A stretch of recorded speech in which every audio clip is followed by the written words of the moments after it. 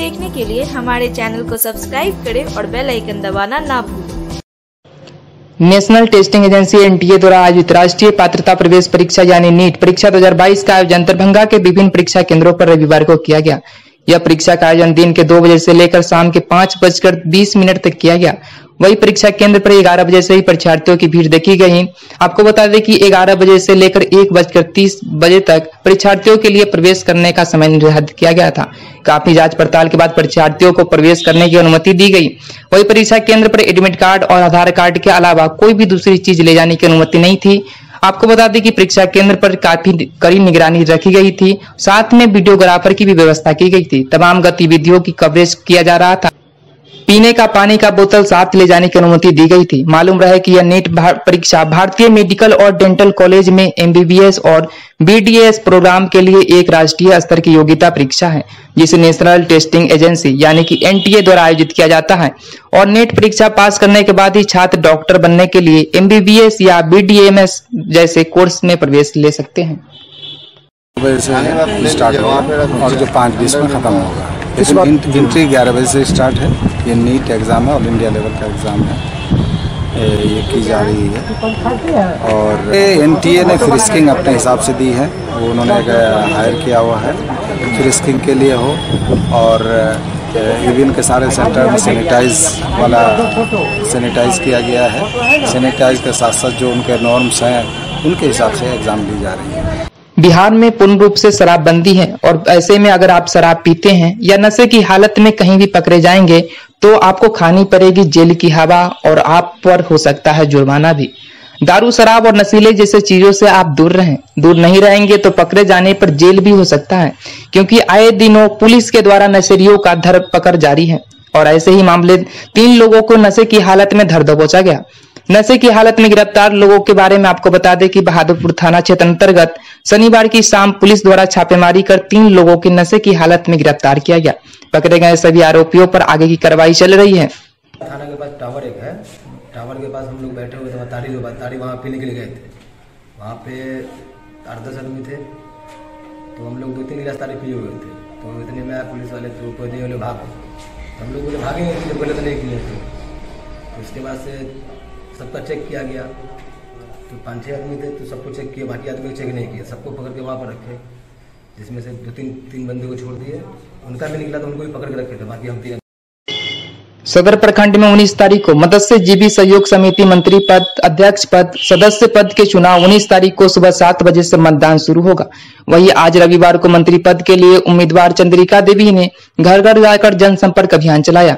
यह जनसंपर्क अभियान सारा मोहनपुर से निकलकर सदर प्रखंड क्षेत्र के कई पंचायत होते हुए सुंदरपुर, नाका नंबर 2, बाकरगंज में मतदाता के पास पहुंचकर चंद्रिका देवी ने अपने मत के बारे में उन्हें कहा एवं आग्रह किया कि मतदान करें।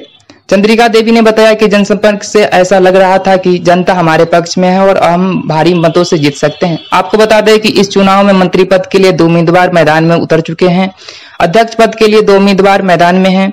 सदस्य पद के लिए 22 उम्मीदवार और मतदान के बाद उसी दिन गिनती शुरू होगी। आपको बता दें कि सभी का किस्मत की पिटवारा 19 तारीख को खुलेगी। अच्छा लग रहा है, सब मेरे साथ है। इस बार भरी मतों से मुझे विजय बनावेगा। हम लोग दूरे दरवाजे भटक रहे हैं, जा रहे हैं और उन लोगों से हमको जन सैलाब के तरह समर्थन मिल रहा है। जो आशा नहीं तो उस आशा से अधिक हम लोग को जो है आशीर्वाद मिल रहा है और हम लोग इस चुनाव में विजय निश्चित है। नगर निगम क्षेत्र के नीम चौक किला घाट स्थित जिला शिक्षा एवं प्रशिक्षण संस्थान डागर परिसर में रविवार को एचडीएफसी बैंक के तत्वावधान में गो ग्रीन के बैनर तले पौधारोपण किया गया। इस मौके पर संस्थान के प्रोफेसर सत्यजीत राय, नरेश कुमार, सुमन, सुजीत, गौरव, राहुल, रमन, पंकज, प्रत्यक्ष, मुकेश झा, सुभाष चंद्र, अंकुर, विशाखा कुमारी सहित अन्य लोग शामिल हुए। मौके पर एचडीएफसी के branch operator manager Mohammad Tanveer Alam के नेतृत्व में बैंक कर्मीगण एवं संस्थान के कर्मीगण ने पौधारोपण किया एवं पर्यावरण संरक्षण का निर्देश भी दिया। ये हम लोग का एचडीएफसी बैंक की तरफ से प्रतिवर्ष वृक्षारोपण किया जाता है, जो एक प्रयास है पर्यावरण को स्वच्छ रखने के लिए। मैं यही कहूँगा कि हर व्यक्ति को अपने जीवन में पेड़ लगाना चाहिए। आज यदि कहीं हम छाया ले रहे हैं तो कहीं न कहीं कोई काफ़ी टाइम पहले लगाया होगा पेड़। तो यही चीज़ को आगे करते हुए हम लोग भी यदि आज लगाते हैं तो हमारे भी आने वाले पीढ़ी में वो छाया ले पाएंगे। एसडीएफसी बैंक के तत्वाधान में डाइट कॉलेज नीम चौक पे हम लोग ये पौधारोपण का कार्यक्रम कर रहे हैं। इसमें कि हम लोग लोगों को प्रोत्साहित करना चाहते हैं कि अधिक से अधिक पेड़ पौधा लगाएं और जनजीवन हरियाली कार्यक्रम को आगे बढ़ाएं। बीमार नहीं रहा लाचार, हो रहा मुफ्त उपचार। हड्डी नस रोग से संबंधित गंभीर बीमारियों का मुफ्त में इलाज। इंतजार किसका, जाएं सर्राफ ऑर्थो एवं स्पाइन सेंटर और दर्ज कराएं प्रधानमंत्री जन आरोग्य योजना में अपना नाम। विश्व की सबसे बड़ी स्वास्थ्य सुविधाओं का उठाएं लाभ। आधुनिक ऑर्थोपेडिक सुविधा, ऑर्थोस्कोपी, स्पाइन सर्जरी, फ्रैक्चर का अत्याधुनिक इलाज। डॉक्टर SN सर्राफ, डॉक्टर अभिषेक सर्राफ, रीढ़ हड्डी और नस रोग विशेषज्ञ डॉक्टर प्रियंका बी सर्राफ, स्त्री और प्रसूति रोग विशेषज्ञ DMCH के सामने लहरियासराय।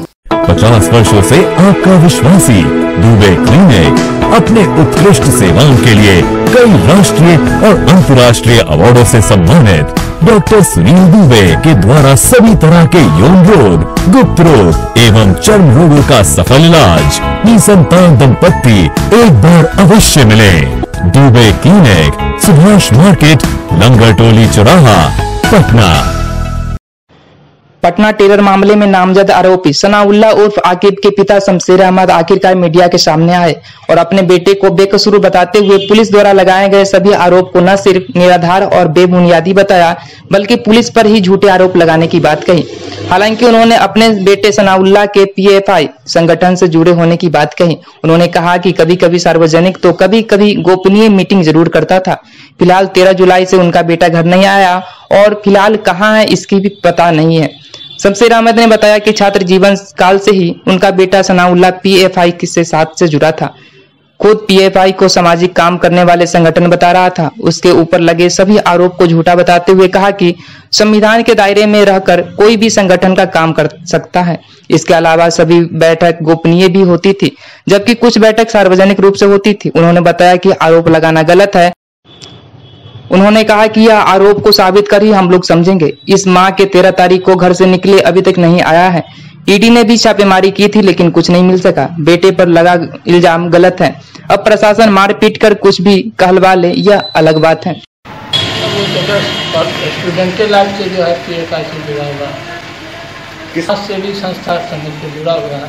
ये तो फिलहाल सुनते हैं कि जनरल सेक्रेटरी के हत्या मालूम हुआ कि भाई पटना में जो प्रोग्राम हुआ है उसमें उनका जो है देश विरोधी एक्टिविटी पाया गया। ये सब इसको लेकर के जो है इन पर देश विरोधी का आरोप लगा हुआ है। इसी पर जब पुलिस यहाँ तलाश रही है लेकिन ये सब आरोप बेबुनियाद है, गलत है।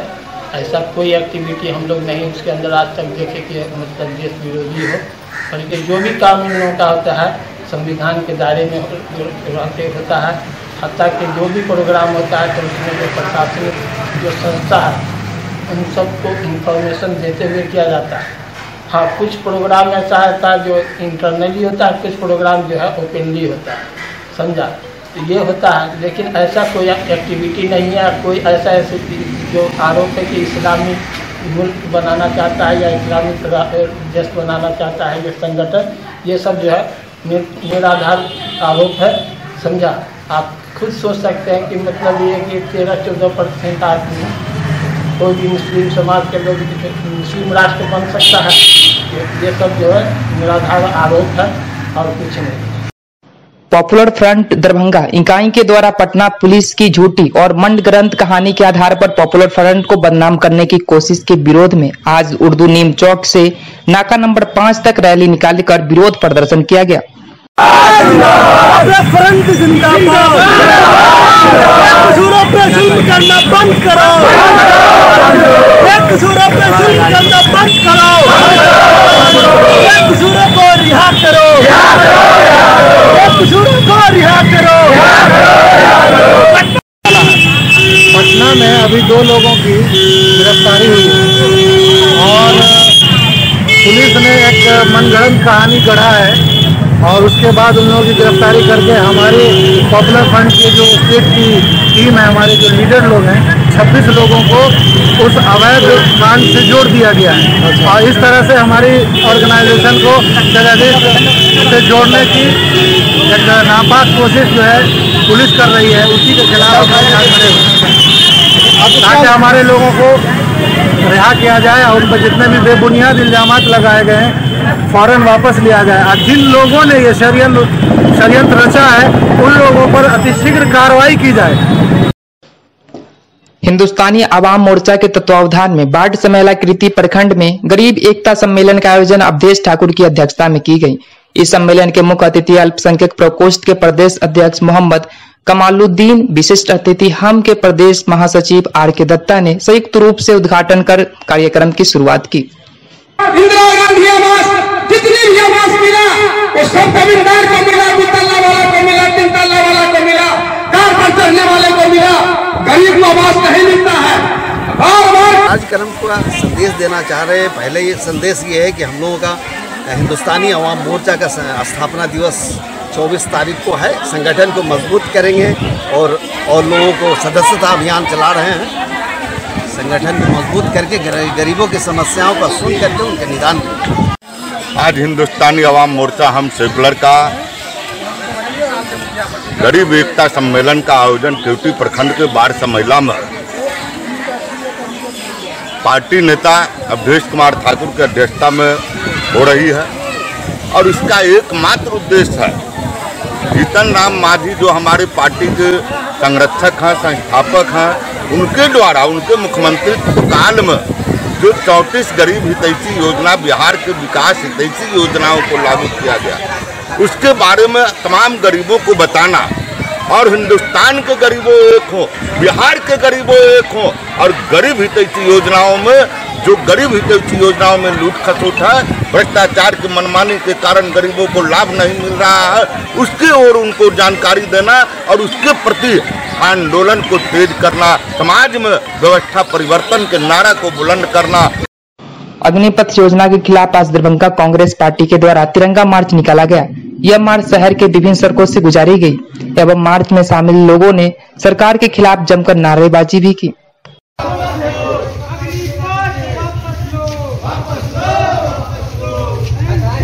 निश्चित तौर बिहार युवा कांग्रेस ने तिरंगा यात्रा दरभंगा के धरती पे की है।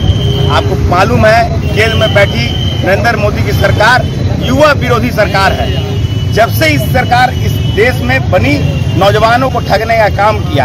आज वही माध्यम से फिर से नौजवानों को 4 साल में रिटायरमेंट प्लान के तहत फौज की नौकरी देने का काम कर रही है। इसके लिए हम लोग पुरजोर विरोध कर रहे हैं। अब अग्निपथ योजना वापस लेना होगा, इस सरकार को घुटना टेकना होगा। जिस तरह से कृषि कानून को भी ये नहीं मान रहे थे और वापस लिए 750 किसान के शहादत के बाद, तो लगता है कि इसमें अगर शहादत भी देने पड़ेगी तो बिहार का युवा देश का युवा देगा, लेकिन अग्निपथ वापस करा के रहे। बिहार प्रदेश युवा कांग्रेस के द्वारा प्रत्येक जिला में अग्निपथ योजना के खिलाफ युवा कांग्रेस तिरंगा यात्रा के माध्यम से, मशाल जुलूस के माध्यम से ये जो गूंगी बहरी सरकार है इसे चेताने का कार्य को कर रही है।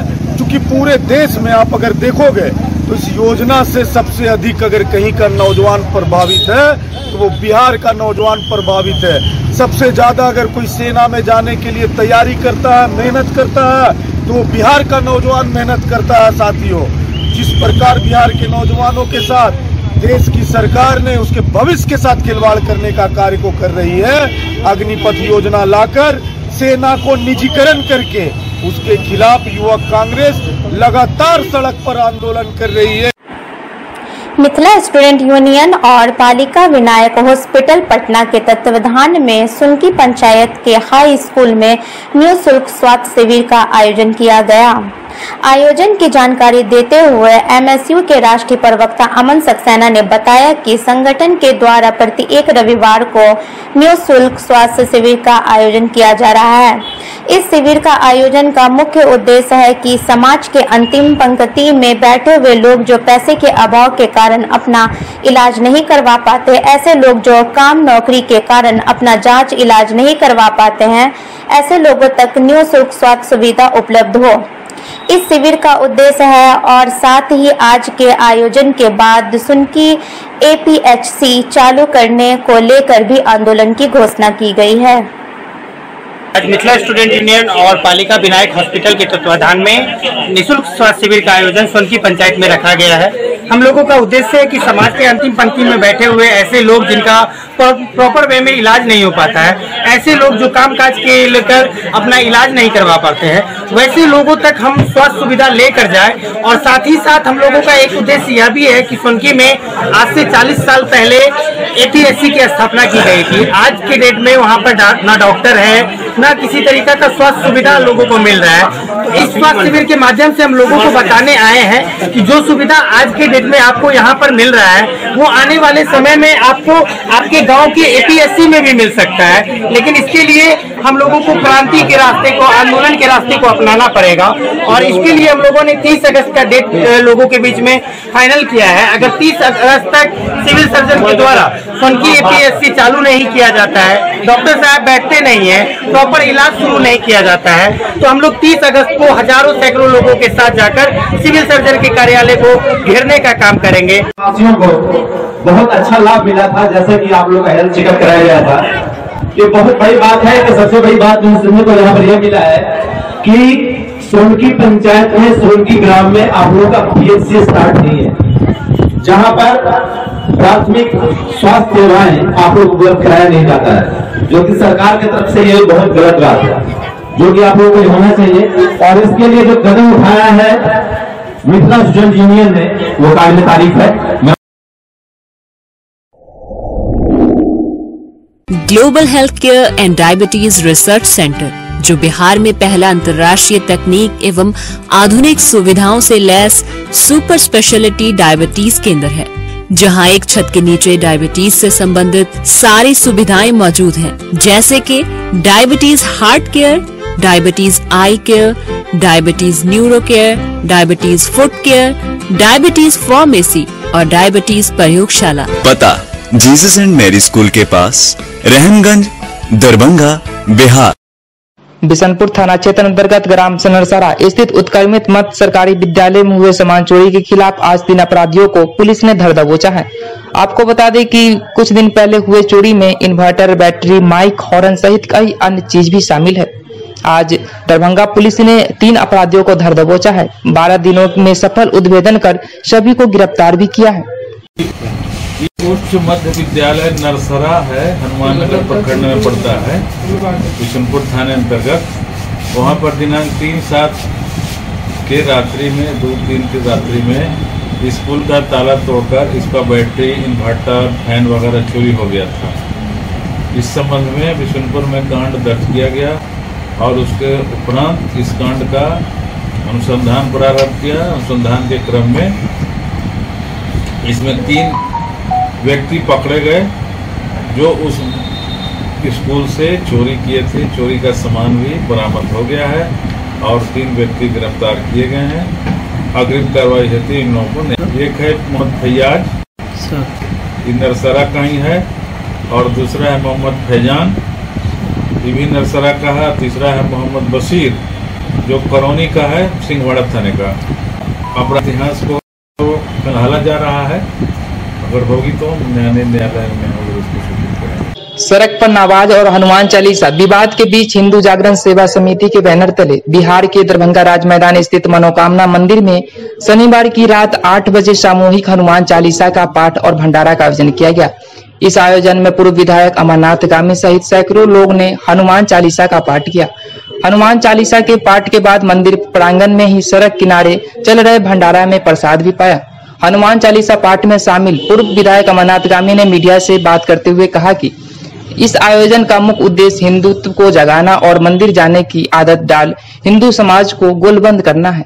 ताकि देश ही नहीं पूरे विश्व में सनातन धर्म का प्रचार प्रसार हो सके। उन्होंने बताया कि यह एक शुरुआत है, आगे सभी हनुमान मंदिर में प्रत्येक शनिवार को हनुमान चालीसा का आयोजन करने की बात का हिंदू समुदाय के लोगों को इसमें शरीक होने से कहा भी अपील किया। उन्होंने दलील देते हुए कहा कि मंदिर में भीड़ ज्यादा होने पर अगर लोग सड़क पर ही हनुमान चालीसा का पाठ कर सकते हैं, ऐसे में महज 10 मिनट के लिए सड़क पर होता है तो किसी को भी आपत्ति नहीं होगी। उन्होंने दलील देते हुए कहा कि मंदिर में भीड़ ज्यादा होने पर अगर लोग सड़क पर ही हनुमान चालीसा का पाठ कर सकते हैं, ऐसे में महज 10 मिनट के लिए सड़क पर भी होता है तो किसी को आपत्ति नहीं होगी। सड़क पर नमाज पढ़ने का प्रतीकात्मक विरोध कर लोग सिर्फ राजनीति कर रहे हैं। इससे अच्छा है कि हिंदू समाज अपने धर्म कर्म में रुचि लेकर ही धर्म को विश्व स्तर पर बढ़ाया जा सकता है। इसके अलावा हनुमान चालीसा में हिस्सा लेने वाले बीजेपी की युवा संगठन के जिला अध्यक्ष बालेंदु झा ने बताया कि नमाज के खिलाफ अगर हिंदू समाज सड़क पर उतर एक साथ हनुमान चालीसा का आयोजन करते हैं तो देश का चक्का जाम हो गया रहता, बल्कि ऐसा नहीं किया गया। उन्होंने बताया कि हिंदू जागरण सेवा समिति के नाम से ही जग जाहिर हो रहा है और इस संस्थान का काम हिंदू को जगाना और सेवा भाव पैदा करना है। हनुमान चालीसा के बहाने ही सनातन धर्म का प्रचार प्रसार के साथ साथ आज के युवा पीढ़ी को धार्मिक काम वेद मंत्र में रुचि को बढ़ावा देने का उद्देश्य है।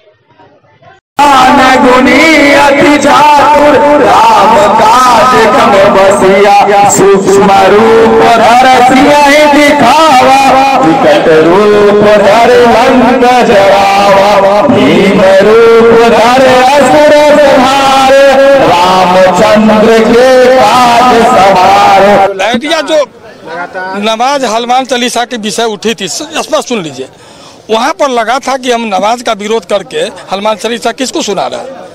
अगर हनुमान जी को सुनाना है तो मंदिर आना है, मंदिर पर शुरू किए तो समाज जगा। तो विपरीत धारा में जाने से, प्रतीकात्मक विरोध से राजनीति होता। हम अपना धर्म का प्रचार प्रसार में जुट गए, इसमें राजनीति नहीं, पूर्णतः शुद्ध धार्मिक कार्यक्रम है। निश्चित रूप से वो करते हैं धार्मिक कार्यक्रम, हम स्वागत करते हैं। हम भी धार्मिक कार्यक्रम करेंगे, निकट मंदिर में जाएंगे तो 10 मिनट के लिए मेरा भी मंदिर के सामने का सड़क जाम होगा। पूरा गूगल सर्च करेगा, भारत का हिंदू जग गया। अन्य धर्मावलंबी की तरह भारत के हिंदू भी मंदिर पर 8 बजे इकट्ठा हो रहा है। मंदिर छोटा पड़ेगा और श्रद्धालु का भीड़ बढ़ेगा। जो भी स्वस्थ मानव मंदिर जाएंगे, निश्चित रूप से हिंदू समाज दुनिया को मैसेज देगा, हम देश के लिए नहीं दुनिया के लिए संगठित हो रहा है। हम विश्व की बात करते हैं, एक देश की बात नहीं करते हैं। इसलिए आज का आयोजन हम सबको धन्यवाद देते हैं, हमारे जो साथी इस आयोजन में सहयोग किए। तो रूप से राजनीतिक प्रतीकात्मक विरोध के लिए, छवि चमकाने के लिए इस तरह का विरोध नहीं होना चाहिए। किन्हीं को किसी से समस्या नहीं होना चाहिए। अगर समस्या है तो आइए मंदिर, समाज को लाइए मंदिर, खुद भी आइए मंदिर और उसके लिए कुछ काम कीजिए। केवल किसी का प्रतीकात्मक विरोध करके चेहरा चमकाना उद्देश्य नहीं होना चाहिए। आज देखे होंगे मंदिर के प्रांगण के अंदर हम हिंदू समाज के लोग हनुमान चालीसा का पाठ किए, भंडारा का प्रसाद ग्रहण कर रहे हैं। यहाँ किसी को कोई तकलीफ हमसे नहीं होगा और जो आप लोग चाह रहे हैं वो मेरा उद्देश्य भी नहीं है। अपार समर्थन देखे होंगे, ना कोई मैकिंग हुआ, न कोई विज्ञापन छपा, केवल मुँहे जो कहते हैं हम लोग मैथिली में, वो प्रचार से हजारों की संख्या में। 4 महीना पहले से मेरा तैयारी था। मॉल वाली विषय हो या अन्य विषय हो, सारी बात नहीं है। और मंदिर के अंदर, मंदिर प्रांगण में किसी का पूजा पाठ से किसी को समस्या नहीं है। कहाँ कोई समस्या बा, कर ही रहा है, करना भी चाहिए। अगर सड़क पे नमाज पढ़ने से हिंदू समाज सड़क पे आ गया होता तो फिर भारत में कहीं भी कोई चक्का नहीं चलता। यह गलत प्रश्न है। दूसरा बात, आप हम लोगों के हिंदू जागरण सेवा समिति, इस नाम से ही आपको यह दृष्ट हो जाएगा कि हिंदुओं को जागृत करने के लिए सेवा भाव से यह समिति का निर्माण किया गया है। यह हनुमान चालीसा पाठ जो आज से सार्वजनिक हनुमान चालीसा का पाठ आज से हिंदू जागरण सेवा समिति दरभंगा जिला के तत्वावधान में मनोकामना मंदिर प्रांगण से आरंभ हुआ है, वह प्रत्येक शनिवार को इसी प्रकार मंदिर प्रांगण में हनुमान चालीसा का पाठ हर एक शनिवार को किया जाएगा और रात्रि के 8 बजे मनोकामना मंदिर प्रांगण हो या कोई भी मंदिर का प्रांगण हो, रात्रि के 8 बजे में कोई भी पूजा पाठ भक्ति हनुमान चालीसा या सुंदरकांड के पाठ से कहीं सड़क जाम की समस्या आएगी, इसके चांसेस मुझे बहुत ही कम लगते हैं। और जहां तक बात है दूसरे धर्म से जोड़ने का, तो सभी धर्मों को अपने अपने धर्मों को बढ़ाने और प्रचार प्रसार करने का अवसर मिलना चाहिए। और हम लोग भी अपने सनातन धर्म को प्रचार प्रसार के लिए हर एक शनिवार को एक दिन तय हो, हर एक धर्म में एक एक दिन तय है